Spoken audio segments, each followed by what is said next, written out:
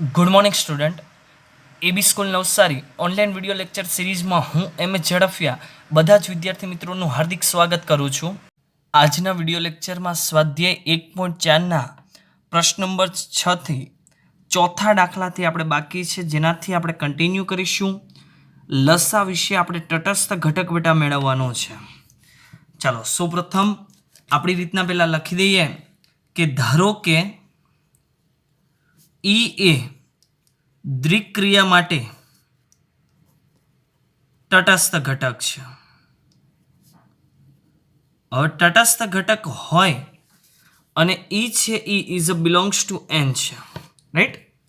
તટસ્થ ઘટક માટે આપણે શું બેટા યાદ રાખેલું કે એ દ્વિક ઈ બરાબર ઈ દ્વિક એ આવું બનવું જોઈએ. તો આમાંથી હવે એ દ્વિક ઈ બરાબર એ, તો આ શું દર્શાવે બેટા કે એ અને ઈનો લસા એ થાય છે. આ ક્યારે પોસિબલ છે કે જો ઈ છે ઈ એ 1 હોય 1 તો જ એનો લસા એ બને. તો અહીંયા લખાય બેટા કે દરેક એ બિલોંગ્સ ટુ એન એ ઈ વડે વિભાજ્ય છે, જેથી ઈ બરાબર 1 હોય તો જ પોસિબલ છે, તો જ આન્સર એ આવે, નહીં તો એ આવે નહીં. તેથી દ્વિક્રિયા વિશે તટસ્થ ઘટક 1 છે. એટલે લસા આવે, લસા તમારી પાસે એનો તટસ્થ ઘટક બેટા કેટલો થશે? 1. આ આપણે યાદ રાખી લેશું. ક્લિયર? 5 નંબર વ્યસ્ત ઘટક મેળવવાનું છે. ચાલો વ્યસ્ત ઘટક માટે આપણે અહીંયા લખી લઈએ કે ધારો કે એ બિલોંગ્સ ટુ એન, એ બી બધું એનમાં જ છે ને, એ બિલોંગ્સ ટુ એન નો વ્યસ્ત બી બિલોંગ્સ ટુ એન છે. આપણે લખીએ છીએ એ દ્વિક બી બરાબર ઈ લખીએ છીએ. હજી ઉપર જોયું કે ઈ બરાબર 1 છે, તો અહીંયા લખાશે એ દ્વિક બી બરાબર 1. તો આ શું દર્શાવે બેટા ગુજરાતીમાં કે એ અને બી નો લસા ઇઝ ઇક્વલ ટુ 1. આ ક્યારે પોસિબલ છે કે જો એ બરાબર 1 અને બી બરાબર 1 હોય તો જ એનો લસા બેટા 1 થાય, નહીં તો 1 થશે નહીં. તો અહીંયા કહી શકાય કે આથી માત્ર 1 બિલોંગ્સ ટુ એન નો જ વ્યસ્ત ઘટક અસ્તિત્વ ધરાવે છે અને એકનો વ્યસ્ત ઘટક એક પોતે જ છે. અહીંયા પણ 1 અને 1 એટલે બી છે એનો વ્યસ્ત કહેવાય, તો બી પણ 1 છે અને એ પણ વ્યસ્ત છે, તો એકનો વ્યસ્ત શું કહેવાય બેટા? પોતે જ કહેવાય. તો એમસીક્યુ રિલેટેડ બેટા ટૂંકમાં આપણે શું યાદ રાખીશું? એમસીક્યુ રિલેટેડ કે લસા હોય લસા, આનો તટસ્થ ઘટક તો કે 1 અને વ્યસ્ત ઘટક પણ 1. કોનો? માત્ર એકનો જ, બાકીનો કોઈનો વ્યસ્ત ઘટક બેટા મળે નહીં. શું કામ ન મળે? કેમ કે કિંમત છે, કિંમત અહીંયા 1 હોય તો આ બંને 1 1 થાય તો જ મળે. જો અહીંયા 1 ની જગ્યાએ 2 હોય તો એ અને બી ની કિંમત છે એ બદલાવાની છે, બાકી તો પોસિબલ જ નથી. ચાલો નેક્સ્ટ બેટા પ્રશ્ન નંબર 7. જો પ્રશ્ન નંબર 7 ની રકમ ગણ 1 2 3 4 5 પર એ દ્વિક બી બરાબર એ અને બી નો લસા છે દ્વારા વ્યાખ્યાયિત દ્વિક્રિયા છે. તમારા જવાબની યથાર્થતા ચકાસો. એટલે આ વ્યાખ્યાયિત દ્વિક્રિયા છે આપેલા ગણની, એ આપણે બેટા ચેક કરવાનું છે. તો અહીંયા હું લખી દઉં કે અંદર જે ગણ આપેલો છે એને હું એ નામ આપી દઉં. તો ધારો કે એ બરાબર 1 2 3 4 5. હવે દ્રિક ક્રિયા બેટા રિલેટેડ આપણે જો લખવું હોય તો દ્રિક from A cross A tends to A, આવું લખીએ આપણે. દ્રિક ક્રિયા છે એ દ્રિક બી બરાબર એ અને બી નો લસા, એ અને બી નો લસા.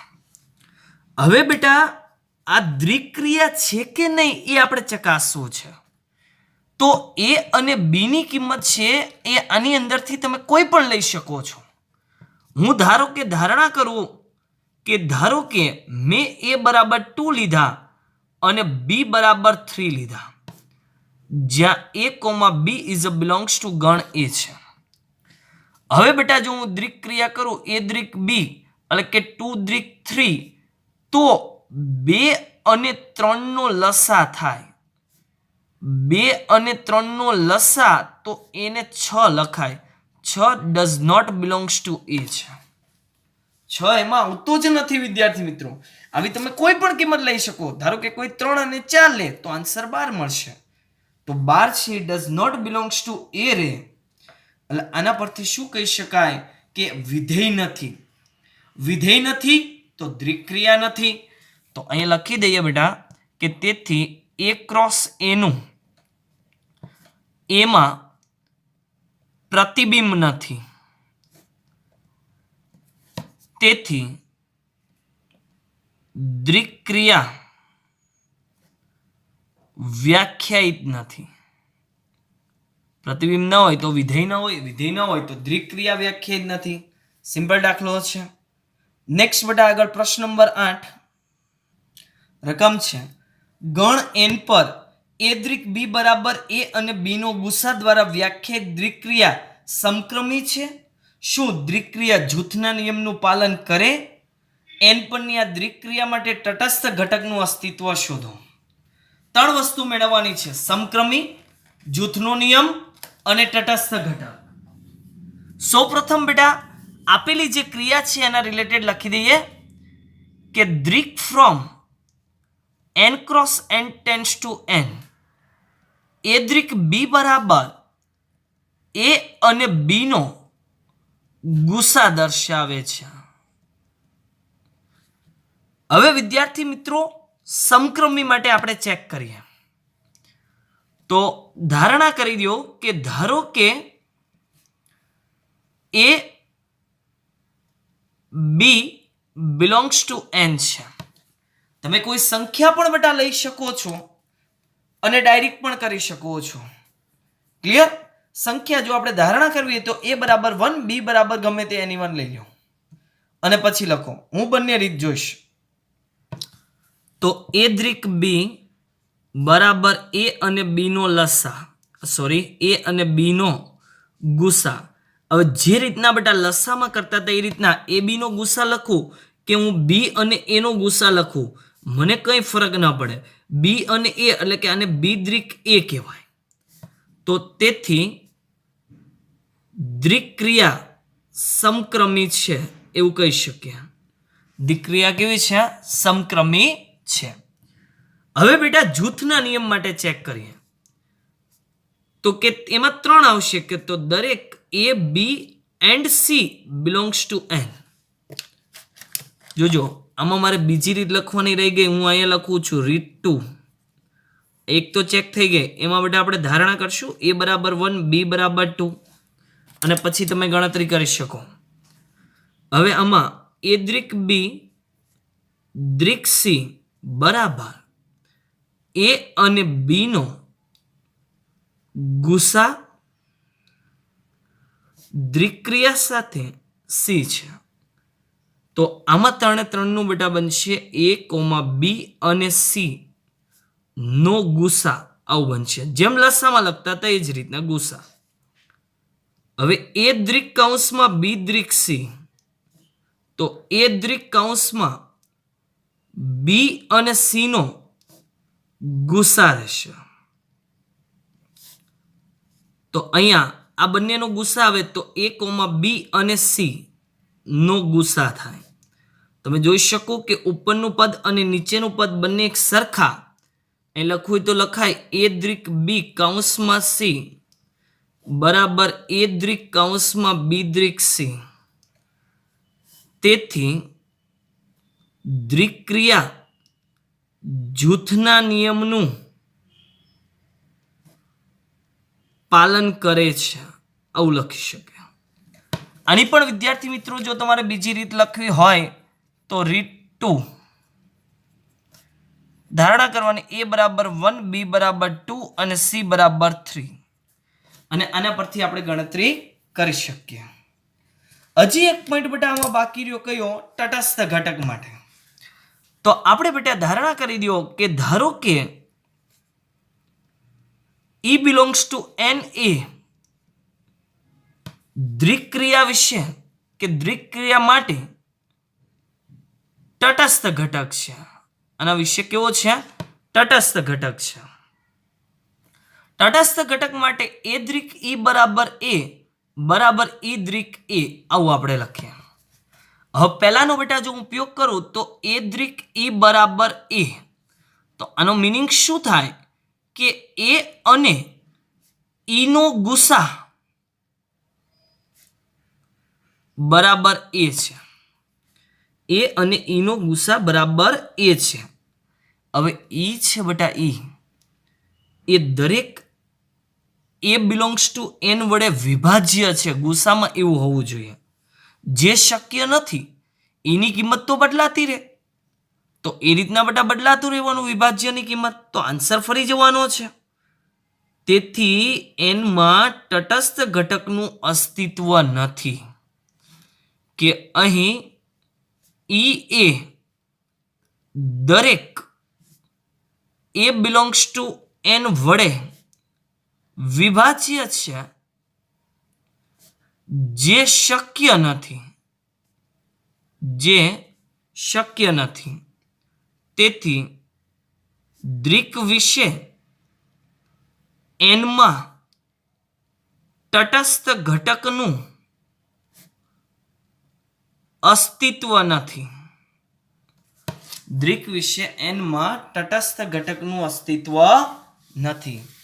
ખાસ બેટા ધ્યાન રાખજો. આગળ એમસીક્યુ રિલેટેડ મેં લસામાં તમને લખાવી દીધું. હવે એમસીક્યુ રિલેટેડ લખો. આ છે ગુસા. તટસ્થ ઘટકનું અસ્તિત્વ નથી તો પછી વ્યસ્તમાં તો જવાનું આવે જ નહીં. તો ગુસામાં લખું છું કે એનમાં તટસ્થ ઘટક નું અસ્તિત્વ નથી. એમસીક્યુમાં ડાયરેક્ટ જ આપણે યાદ રાખી લેશું, એટલે આખો દાખલો આપણે ગણવો નહીં. ક્લિયર?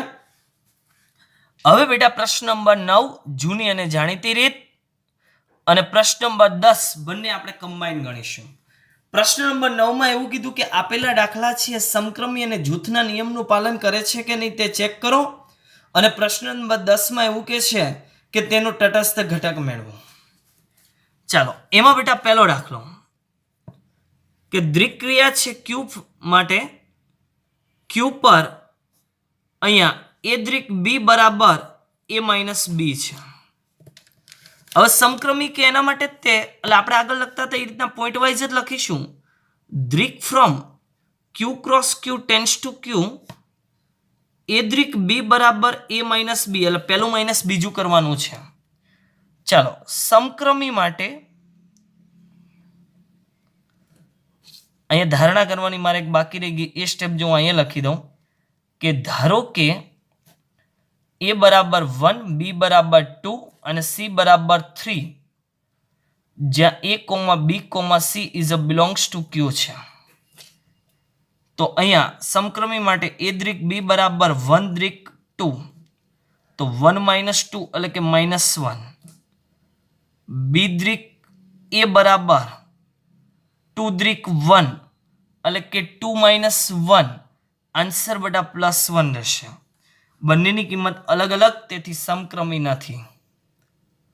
તેથી એ દ્રિક B is not equal to B દ્રિક એ. તેથી દ્રિક ક્રિયા એ સમક્રમી નથી. ચલો જૂથના નિયમ માટે ચેક કરીએ. જૂથનો નિયમ ए द्रिक बी कौंसमां द्रिक सी बराबर 1 द्रिक 2 द्रिक 3 आनो आंसर तो बेटा -1 द्रिक 3 तो पहलू माइनस बीजू એટલે કે -4 चलो ए द्रिक बी द्रिक सी बराबर 1 द्रिक 2 द्रिक 3 तो 1 द्रिक अहींया 2 -3 એટલે કે -1 દ્રિક ક્રિયા પહેલું માઇનસ બીજું બીજું એટલે -+1 એટલે આનો આન્સર 2 મળે બંને બેટા અલગ અલગ તો અહીંયા લખાશે એ દ્રિક બી દ્રિક C is not equal to A દ્રિક કૌંસમાં બી દ્રિક સી તેથી દ્રિક ક્રિયા અથવા આવો સંકેત એ જૂથના નિયમનું પાલન ન કરે. હવે બેટા ત્રીજું તટસ્થ ઘટક કે ધારો કે E બિલોંગ્સ ટુ Q તટસ્થ ઘટક છે તો એ દ્રિક E બરાબર E દ્રિક A. હવે એ દ્રિક E બરાબર A સાદરૂપ તો A માઇનસ E બરાબર A જો A બંને કેન્સલ તો E બરાબર બેટા 0 क्रॉस वेरीफाई करिए तो ई द्रिक ए बराबर 0 माइनस ए बनशे पहलू माइनस बीजू एटले ई नी किंमत छे बेटा 0 तो 0 माइनस ए એટલે આન્સર બેટા માઇનસ એ મેળવો મારે તો શું મેળવવો જોઈએ બેટા પ્લસ એ મેળવવો જોઈએ પ્લસ એ નથી મળતો તો અહીંયા શું લખશું કે તેથી તટસ્થ ઘટક નું અસ્તિત્વ નથી. આ દ્રિક ક્રિયા માટે તટસ્થ ઘટકનું બેટા અસ્તિત્વ નથી. ચાલો બીજો દાખલો આની અંદર કે દ્રિક ફ્રોમ Q પર એ દ્રિક B બરાબર A² પ્લસ B². ચાલો બેઝિક ફોર્માલિટી પેલા કે દ્રિક from Q cross Q tends to Q A દ્રિક B બરાબર A² પ્લસ B². धारणा पण करी दऊं कि धारो के ए बराबर 1 बी बराबर 2 सी बराबर 3 ज्या A comma B comma C is belongs to Q छे. હવે બેટા પહેલો પોઈન્ટ જે મેળવવાનો છે તે સમક્રમી તો એ દ્રિક બી બરાબર 1 દ્રિક 2 ક્રિયા છે પહેલાનો વર્ગ વત્તા બીજાનો વર્ગ એટલે આન્સર 5. तो आ चेक करिए बी द्रिक ए बराबर 2 द्रिक 1 पहलानो वर्ग वत्ता बीजानो वर्ग એટલે આનો પણ આન્સર 5 કે તેથી એ દ્રિક B is equal to B દ્રિક એ તેથી દ્રિક ક્રિયા એ સમક્રમી છે. જૂથનો નિયમ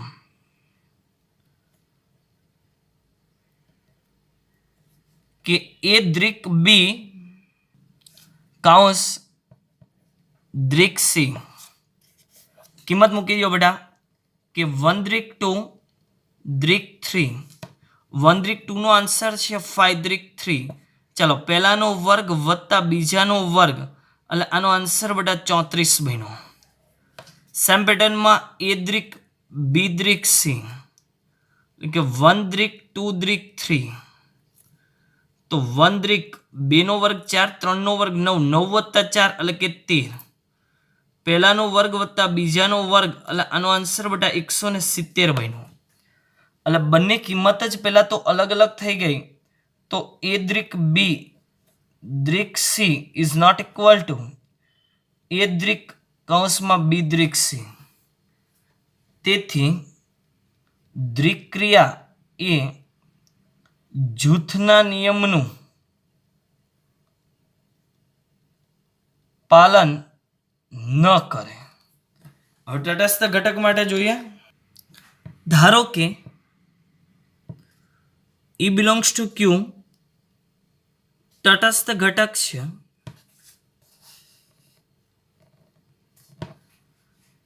હવે એ દ્રિક E બરાબર E દ્રિક A.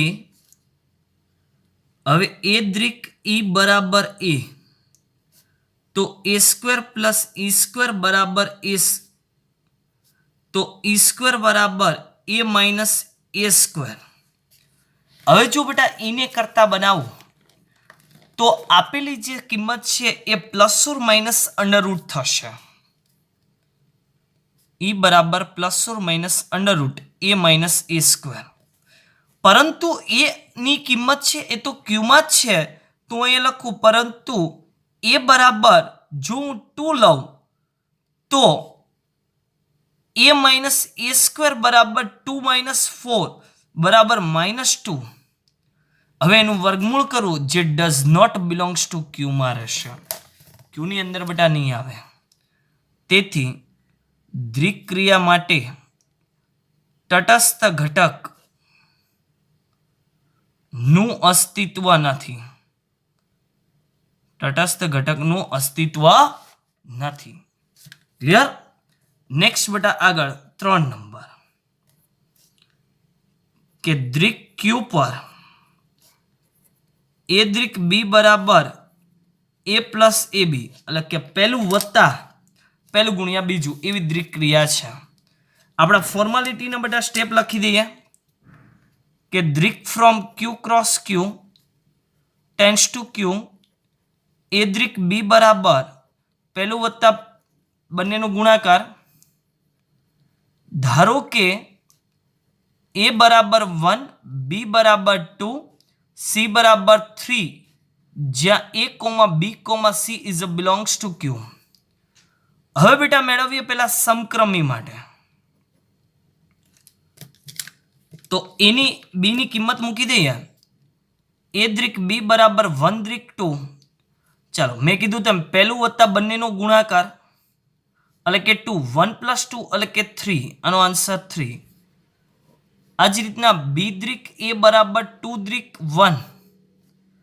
તો પહેલું વત્તા બંનેનો ગુણાકાર તો 2 + 2 થશે એટલે આન્સર 4 બની ગયો. આન્સર 4 એટલે કે એ સમક્રમી નથી. તેથી એ દ્વિક b is not equal to b દ્વિક એ.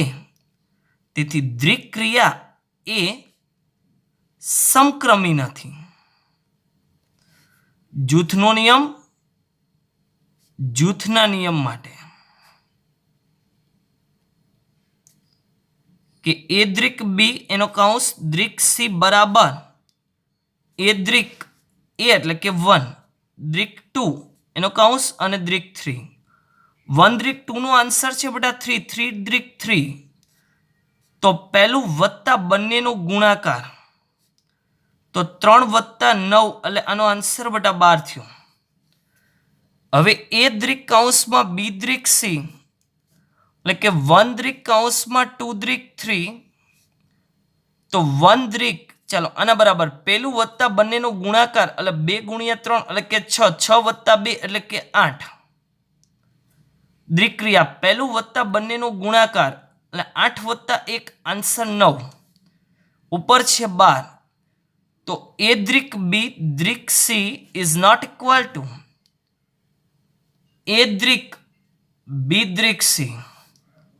તેથી દ્વિક ક્રિયા એ જૂથના નિયમનું પાલન ન કરે. તટસ્થ ઘટક માટે ચેક કરીશું. તટસ્થ ઘટક માટે ધારો કે ઈ બિલોંગ્સ ટુ ક્યુ તટસ્થ ઘટક છે. હવે આપણા સૂત્ર મુજબ એ દ્વિક ઈ બરાબર એ ઇઝ ઇક્વલ ટુ ઈ દ્વિક એ. માં પહેલો પાર્ટ ચેક કરીએ. એ દ્વિક ઈ બરાબર એ તો ગુણાકાર આપણી પાસે દ્વિક ક્રિયા છે પહેલું વત્તા બંનેનો ગુણાકાર. તો પહેલું વત્તા બંનેનો ગુણાકાર બરાબર એ કેન્સલ, એ બરાબર 0. એ સામે ગયા તો ઈ બરાબર 0. હવે રીચેક કરીએ ઈ દ્વિક એમાં તો 0 દ્વિક એ તો પહેલું વત્તા બંનેનો ગુણાકાર 0 × anyone then 0 is not equal to a. તટસ્થ ઘટકનું અસ્તિત્વ નથી. 4 નંબર કે દ્વિક ફ્રોમ ક્યુ પર એ દ્વિક બી બરાબર a - b આખાનો વર્ગ. ચલો 3 સ્ટેપ કોમન. સમક્રમી માટે બેટા ચેક કર્યું તો 1 દ્વિક 2 પહેલું માઇનસ બીજું એટલે 1 - 2 આખાનો વર્ગ -1 નો વર્ગ +1.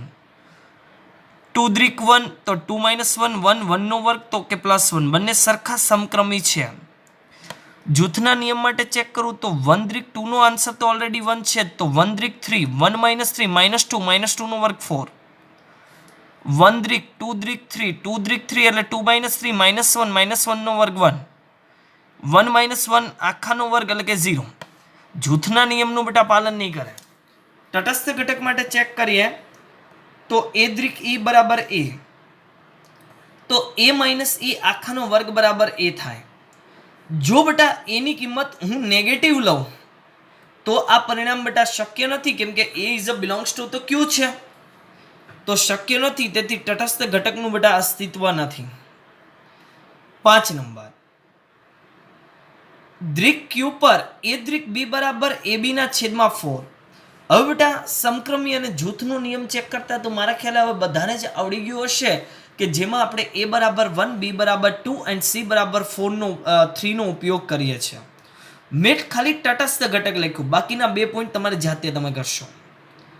તટસ્થ ઘટક માટે a દ્રિક e બરાબર a, દ્વિક્રિયા છે બંનેનો ગુણાકારના છેદમાં 4, તો બંનેનો ગુણાકારના છેદમાં 4, એ બંને બાજુ ગુણાકારમાં કેન્સલ, તો ત્યાં 1 વધશે. 4 નો ક્રોસ ગુણાકાર તો e બરાબર 4 મળશે. ચાલો કરીએ ક્રોસ વેરીફાઈ. તો e દ્રિક a બરાબર 4 દ્રિક a, બંનેનો ગુણાકાર છેદમાં 4, 4 4 કેન્સલ a, તેથી તટસ્થ ઘટક મળે છે. નેક્સ્ટ આગળ બેટા 6 નંબર, દ્રિક q પર a દ્રિક b બરાબર ab². સમક્રમી જૂથનો નિયમ તો હવે આવડશે. ડાયરેક્ટ તટસ્થ ઘટક માટે ચેક કરીએ તો a દ્રિક e બરાબર a, તો પહેલું ગુણ્યા બીજાનો વર્ગ છે, પહેલું ગુણ્યા બીજાનો વર્ગ, a કેન્સલ એટલે ત્યાં 1, e² બરાબર 1, તો e બરાબર +or -1. જો મેં બંને ઓપ્શન માટે બેટા ચેક કરી દીધું, e બરાબર +1 લઉં તો 1 દ્રિક a બનશે, તો પહેલું ગુણ્યા બીજાનો વર્ગ is not equal to a. -1 લઉં તો -1 ગુણ્યા a² is not equal to a. તેથી તટસ્થ ઘટકનું બેટા અસ્તિત્વ નથી. બીજા જે દાખલા છે જે નેક્સ્ટ વિડીયો લેક્ચરમાં ફરી મળીશું ત્યારે જોઈશું. Thank you.